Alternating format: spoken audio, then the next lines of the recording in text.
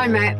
Hi, Philippa. I just want to say first and foremost, this is such a pleasure for me. The whole Really? reason why I'm in this business is due to the original Lord of the Rings trilogy, which changed my life. So, thank you so much from the bottom of my heart for continuing to be involved with this beloved franchise. Thank you. That means a lot. Uh, It really does. yeah, I want to first start off by asking you, first and foremost, when it came to finding a director to tell this story, what made Kenji the right person to really carry on this legacy into a new realm for Lord of the Rings? First and foremost, if anyone's seen his work, he's a visual genius.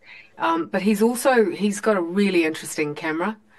The way in which he does moves the camera and the way in which he moves the characters within the scenes, I think is really interesting. He's a true artist. That's actually where he came from. Um, but also, he's a writer in and of his own right.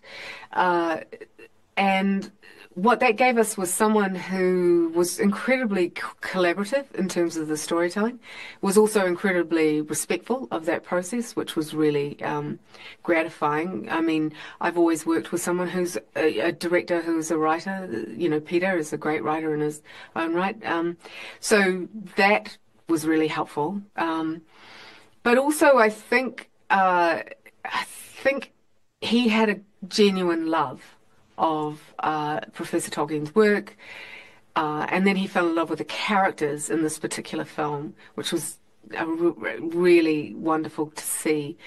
And he was very unafraid when we said, we actually want this young unknown female character to be to anchor the story, and he was like, let's do it. He was up for it totally. Yeah.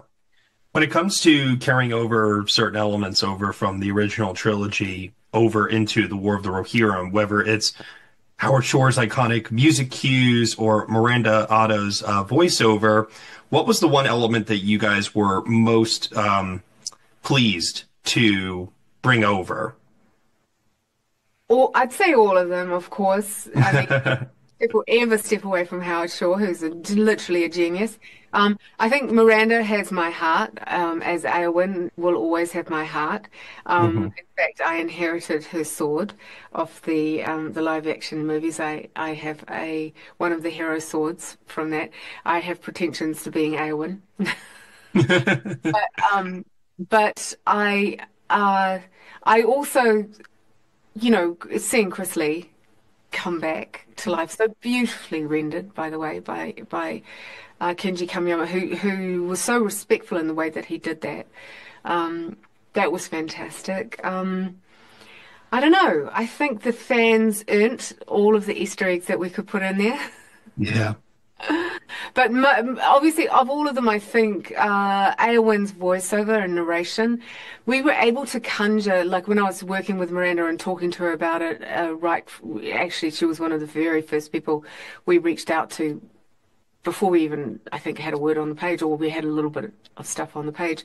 Um, uh, I talked about the notion that she would probably be telling this story to her children, but she's actually the princess who got exiled to Gondor, and she is in Gondor. And I wondered if there was a bit of homesickness in the storytelling. And what that did to the voiceover is made it slightly more emotional than you would hmm voiceover. It's personal. It's personal to the person who's telling it. And so it enabled Miranda to literally fall back into the character of Arwen. Yeah. As someone who obviously worked on the original trilogy, shot entirely on film, on location, groundbreaking use of special effects, this epic production that was so well documented. I ran out those DVDs back in the day, let me tell you. Um, I'm curious to know, in the animated realm, Mm, what new production challenges come about? Because in animation, you can do whatever your imagination conjures, yeah, but I imagine there's got to be other challenges that come along with that. there are. There are. You can do it, but you can only do it once. Hmm. So you really have to commit and understand the story that you're telling, obviously. You can play a little bit more with live action and with CGI than with hand-drawn animation. obviously. So there's that aspect to it. But I think that's actually a plus ultimately. It does sharpen your skills as a writer. Um, yeah, I think that's otherwise, you know what? They're actually interestingly very similar. Uh, I didn't necessarily find that many differences. And I actually found Kenji really similar to working with Peter. They were very, very similar personality-wise. They're Yeah. very, yeah, they're really focused and considered, but great sense of humor and actually, yeah, like I said, audacious. Like they can suddenly come up with some crazy idea, and you're going, "Oh my God, that's brilliant! How the hell did we make this work?" You know, you want to see it on screen. Yeah. Yeah, well, this film definitely crams a lot of giant set pieces into it and gives, I think, fans, new and old, something to chew on.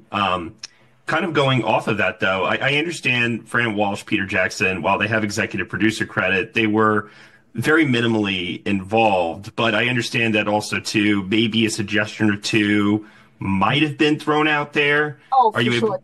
I Yeah. wouldn't say minimally involved at all. I mean, they were always there for us when we needed.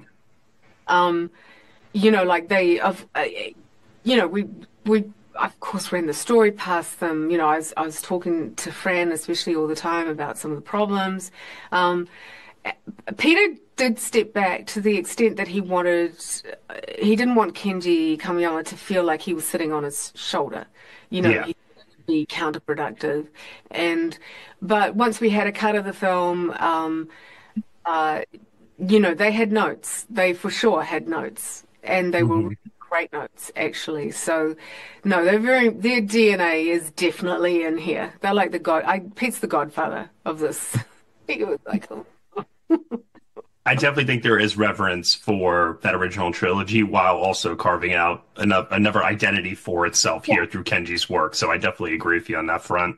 Um, on a more sentimental yet tragic note, we lost Bernard Hill earlier this year. I'm just, curious to know, what do you think he would have thought of seeing Rohan back up on the big screen in this format? That's actually quite an emotional question for me. Um, it was one of the things that I absolutely wished he could have been here to see this. And I kept imagining, um, you know, it was a shock when it happened, as it was for a lot of people. Um, we have dedicated this film to him. I know that he would be telling me to stop being mushy right now. Pull that together. And to be happy and to celebrate the fact that, you know, that that culture, that Rohirrim culture, all the things that we can draw upon, he was such a huge part of. And that's why we actually recorded all of Hummer's song and we called it the Hearth edit. The quieter edit that plays over at the very end of the credits that plays over the dedication to Bernard. That was very much playing all of Hummer's song as a nod to our original Oh, warrior, Rohan. Yeah, I love that. yeah. Thank you. And then as we wrap up here, obviously this has opened up a whole new door in terms of what's possible with J.R.R. Tolkien's work and how it can be told and brought to the big screen again. Or do you expect to see more stories told in this format, different formats? What is the future looking like for the property of Lord of the Rings?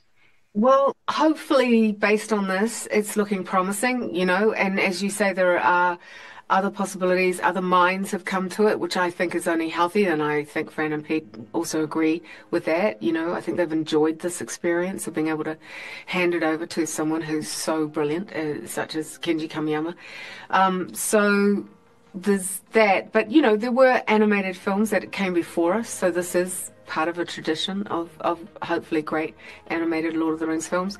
If you're interviewing Kenji, can you please say Philippa said, can we please make another one? And doing sitting here in London, you should be working on the next one. So yes, I hopefully this is promising. But you know what? Always you're in the hands of the audience, as you should be, by the way, as a filmmaker, as you always should be. So, I don't know, from our hearts to the hands of the audience, let's see what happens.